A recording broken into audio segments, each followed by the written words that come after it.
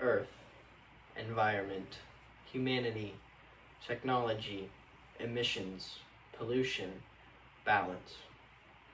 Today, I'm going to give you a little more information on alternatives to gasoline cars. For the people that know a lot about this subject, use this time to reflect on your previous knowledge and take something new away to deepen your perspective on the subject. For the people that know a little bit about this subject, I hope to bring you up to speed and make you aware of future technology that awaits you. A little bit about me. I have 5 years of industry experience working on cars, and I have used CWI library online resources to help me prepare.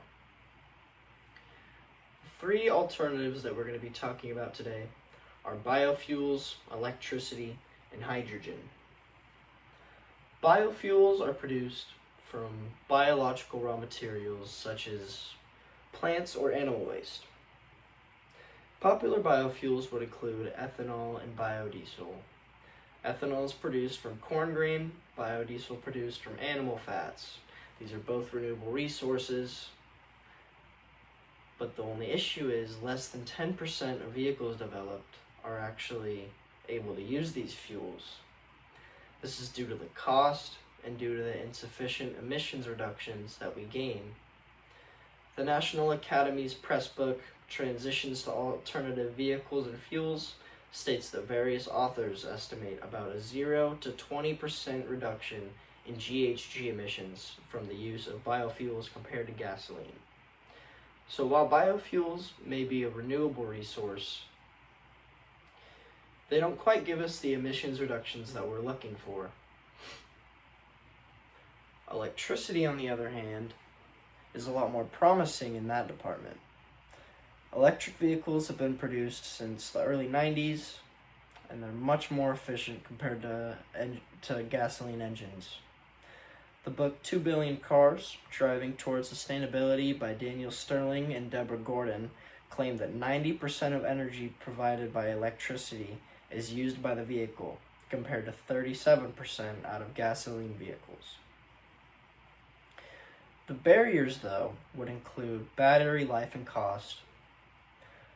Battery life is typically around 10 to 20 years, which is a lot less than an engine that runs on gasoline. And to replace a battery can be around $5,000 to $15,000, which is also a lot more than a typical gasoline engine. These new batteries, the lithium-ion batteries, are quite sensitive to extreme weather, and they're also harmful to produce and dispose of. So now that you're all caught up on where we're at with electricity, let's talk about the ultimate step, I guess you could say, and that would be hydrogen. Hydrogen is the most abundant in our universe. It makes up 75%, a lot more than 35%. 75% of the universe's mass and 90% of the universe's molecules. Hydrogen is also the cleanest source of energy when burned. It only produces water and heat as a fuel source. They produce no carbon atoms, and those are the harmful emissions to our environment. Energy for the 21st Century, a comprehensive guide to conventional and alternative sources, breaks down how hydrogen has no carbon atoms, meaning no carbon dioxide or monoxide, sulfur oxide or nitrous oxide, or any other harmful emissions. The issue with hydrogen comes with how it's produced.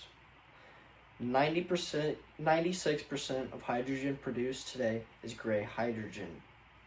Gray hydrogen is when hydrogen is produced and the carbon dioxide emissions that are let off when the hydrogen is produced is not captured and is just let off into our atmosphere. And 10 kilos of carbon dioxide is produced for every kilo of hydrogen obtained.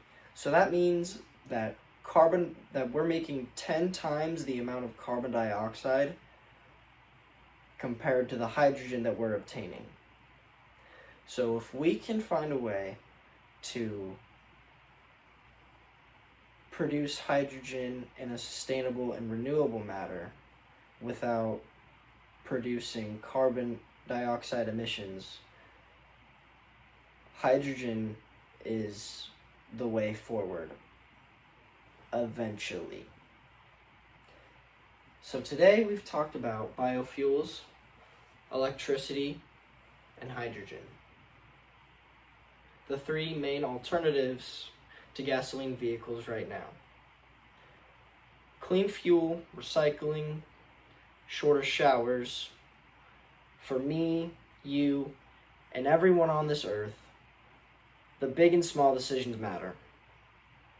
I'm not here to dictate how you live your life or even change your mind. All I ask for is a little consideration for the future of mankind. Thank you.